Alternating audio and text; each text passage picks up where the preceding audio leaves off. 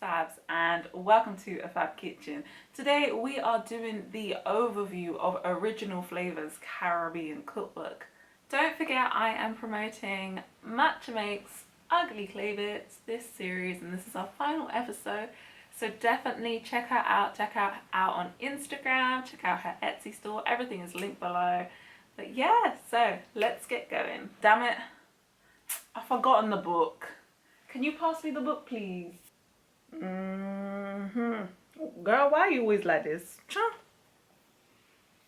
Thank you. So yes, we are working with Original Flava's Caribbean Cookbook to see if it's gonna help you cook like a pro or if it's an absolute no. This book was created by two brothers, Sean and Craig, who are of Caribbean descent, and they learned how to cook Caribbean food from their mum and their nan, who are both Jamaican. So they started out making videos of Caribbean recipes on Facebook, and they ended up getting a huge following. And the reason why they started this Facebook page was to make Caribbean food accessible, because they realized that people loved Caribbean food and they just had no idea how to make it because it always seemed difficult and complicated. So they decided to make this book with simple and authentic Caribbean recipes. This book is organized into 6 types of dishes. You've got your breakfast dishes, your side dishes, street food, and there's a section called Nanny's Yard, which are dishes that their nan typically makes, but it seems to be just hearty Jamaican dishes.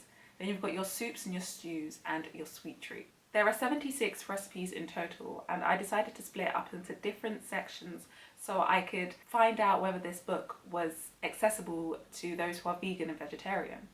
And what I discovered was that there are as many vegetarian recipes as there are meat recipes, which are 23, so I think that's fantastic. And on top of that, there are 20 vegan recipes as well. So if you are wondering, if you are vegan and vegetarian and wondering whether this book is actually going to be accessible to you and whether there are going to be dishes that you can eat, there are plenty, so don't worry about that. So there are 23 vegetarian recipes, 23 meat recipes, 20 vegan recipes, and 11 fish recipes. What's great about this book is the fact that they acknowledge that a lot of the ingredients and a lot of dishes in Caribbean culture, a lot of people haven't heard of. And if you aren't of Caribbean descent, it's very likely that you haven't come into contact with these ingredients. So there is a section right at the beginning of the book which details certain important dishes or important ingredients in Caribbean cuisine, and it gives you an explanation of what it is, what it consists of, how to eat it. For example, it talks about plantain, and it says it does come from the same group as banana, but there's no way that you should be eating it raw. Plantain is always cooked. So this book not only gives you an insight into Caribbean cuisine, but it also gives you an insight into Caribbean culture, and especially British Caribbean culture. There are sections where Sean and Craig introduce themselves and talk about how Caribbean cuisine and food has affected their lives. But the part that really fascinates me, and I think is just really wonderful and brave, is the section about their nan. And she talks about her life coming from Jamaica during a Windrush to Britain, and the discrimination and the racism that she faced. There were certain shops that she wasn't allowed to frequent because it said no blacks and Irish, and it's the same experience that my nan had to go through, because she came over around the Windrush time as well, and she experienced the same thing. And it's talking about how a lot of friends and families, they would all live under one roof until they could afford to move out and buy their own houses, and it was all about a community. And food was community. It was a way for people to come together and eat, and it's such a huge part of Caribbean culture, and I think it's really expressed so well in this book, especially in that section about their nan. So at the back of the book they have a map of markets in London, because they understand that these ingredients are not easy to source and you do need to go to specific places to find these ingredients. So there is a map of different markets around London where you can find all of these ingredients. If in doubt, try and look up an Afro-Caribbean shop. Although you may not have a market in your area, I'm sure there will be some kind of Afro-Caribbean shop somewhere in your area. And if you can't find an Afro-Caribbean store, I'm sure there should be an Asian cash and carry that may be able to sell some of these ingredients as well. If you have followed me through this entire series, you know that I have tested and reviewed the ginger beer recipe, the ackee and saltfish with fried dumpling and fried plantain recipe, the pumpkin and sweet potato curry recipe, and then finally we tried the Jamaican beef patty recipe. So if you want a more in-depth review of these recipes, then I will link all of those videos down below in the description box. I measured all of these recipes in 3 categories. So we had taste, we had ease of source, so how easy it was to find these ingredients, and then difficulty, so how quick it was to make, how easy it was to follow the recipe. I gave an overall rating with all of these categories combined, and for the ginger beer it got 5 stars. The ackee and saltfish got 4 stars. The fried dumpling got 4.8 stars. The curry got 3.3 stars. And the patty got 3.3 stars. If I was taking a rating for the average of all of these, it would have been 4.1 stars. But I am going to analyse the book a bit further, and I'm going to give my personal review and rating at the end. Let's talk about the positives of the book. This book makes Caribbean food easier and more accessible, so they really have achieved what they set out to. But they also give you an insight into Caribbean culture and the Caribbean community and just their lives and their family, with little snippets and little stories here and there.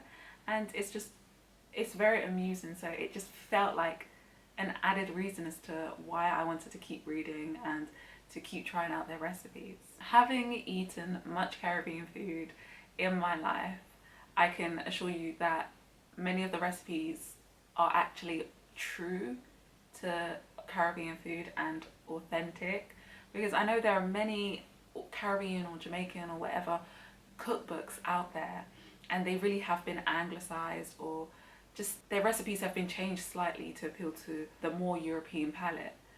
But I'm glad that this recipe book has really stuck to the roots of Caribbean cuisine. They also give many substitutions for ingredients, because they do understand not everything is easy to find. Not only that, but it provides healthier options. So for example, on their beef stew it says cut off the fat, or you can substitute gluten-free flour for flour. Or is it the opposite way? I don't know how it works out. I don't know how it works. But anyway, scrap the flour and you can use gluten-free flour instead, which isn't as bad for you, but it's also great for those who have gluten intolerances. So it really does make this book accessible to a lot of people. Now let's get on to the negatives, because let me just tell you, if you have watched all the videos in the series already, then you understand what's about to happen. And if you haven't, what are you waiting for? Head over to my other recipes in the series, because you're gonna want to know why I'm reacting this way. Now let me just tell you, you know what the very first negative comment is going to be, because there is not enough information, not enough clarity in these recipes. And I understand, like in Caribbean cuisine, it is like a dash of this, a dash of that, a little bit of this, a little bit of that. But that's when you're learning from your family. That's when you're watching other people cook. But if you're creating a recipe book, there needs to be some kind of clarity. Now, is it just me? Because it's just, and there's so much inconsistency in this book as well. For example, okay, so let's talk about the ingredients list first of all. If you are going to suggest how a certain ingredient should be prepared, shouldn't you suggest the rest of them?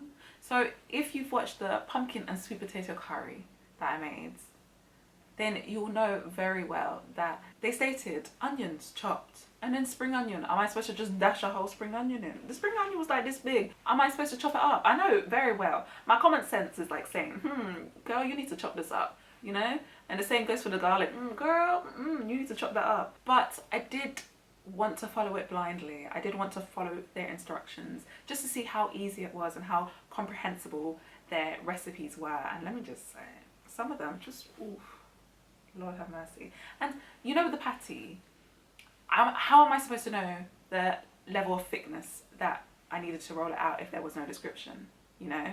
And they didn't even say roll it out thin. They just said roll it out.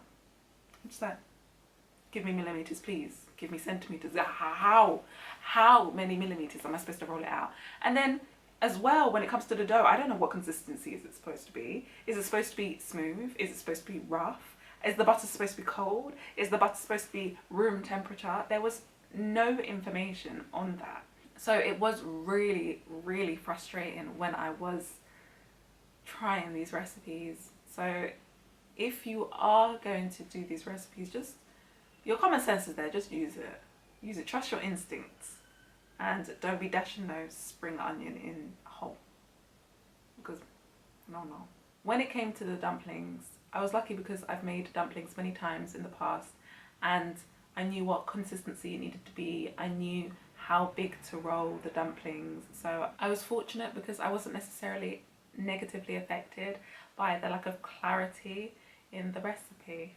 And for the last negative point, this is just a piece of constructive criticism, I guess, but when it comes to recipes and recipe books, the ingredients list is usually listed in the order of which the ingredients are used, but this one was listed in just a completely random order. So it came to the point where I knew I needed to add the next thing in, the next ingredient in, and I was scrolling through. I was like, oh my gosh, where is this ingredient? And I couldn't find it, and I couldn't find out how much of this ingredient I needed to put in, and I knew I needed to do it quickly, otherwise everything else was going to burn, and it was stressful. It was really frustrating. But overall, I am going to give this book a 4.3 out of 5, just because I know there are so many wonderful recipes in this book that I know are authentic. There are recipes in this book that I've tried already, like the cornmeal porridge, and it just takes me back to my childhood. So I know that they are good and there are amazing recipes in this book, and I just think it was unfortunate for me to have picked, I guess, the patty one, and the curry recipe would have been amazing had everything been properly chopped. If there was a bit more clarity in the ingredients list and in the recipe, I think it would have turned out much better. If you are unsure when it comes to this book on what to do with certain things because there is a lack of clarity, then just head over to their website. I will link it down below in the description box. But they have many videos out. Take a look at their website and they give a bit more information, I guess, on their website. And I'm sure when it comes to their second book, because you know you can't find this book anywhere anymore, which is such a shame, but they have come out recently with a new recipe book, and I'm sure it's so much better, and I'm sure they've learned from their mistakes. Now, in terms of the recipes I want to try next, ooh, there are so many. Basically, I wanted to try every single recipe, but that's not realistic. So I thought I'd just list 5. The recipes that I want to try are the red pea soup, the Caribbean sorrel drink, the escovitch fish, and I want to try their jerk marinade, because I think I've only made my own jerk marinade once, and usually when I do make jerk chicken, I just use it out the jar and, you know, jerk seasoning that you do get in a tub. So I guess it would be nice to actually make my own jerk chicken, my own jerk marinade for my jerk chicken and my jerk pork and stuff like that. So I do want to try that one. And the last one is a recipe that just sits so close to home that I really want to try and make, and I love this so much. So it's called coconut drops. It's a sweet treat that you often find in Jamaica, and all it is chopped up coconut with caramelized sugar and grated ginger, and there's like a bit of cinnamon and vanilla essence in there, but it's so nice. And it's kind of like peanut brittle, but take out the peanuts and add in coconut and ginger. It's lovely, and it's like you've got a crunch on the outside and it's nice and soft when you get to the coconut, and it just reminds me so much of Jamaica, because whenever my mum went to Jamaica, swear down, every time she'll come back with a big bag of coconut drops, and it would be so nice to actually be able to make it myself. let's get on to the section that I know you're all waiting for, and that is to find out whether this book is going to help you cook like a pro or if it's an absolute no.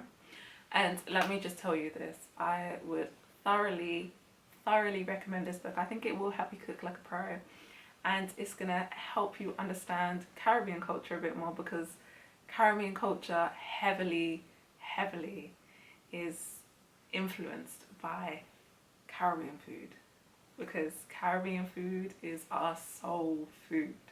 Let me just tell you that. But I hope you enjoyed this series, and don't forget to check out these wonderful earrings by Matcha Makes Ugly Clay Bits. But for now, peace! It's fine. You can get up. Are you really crawling away?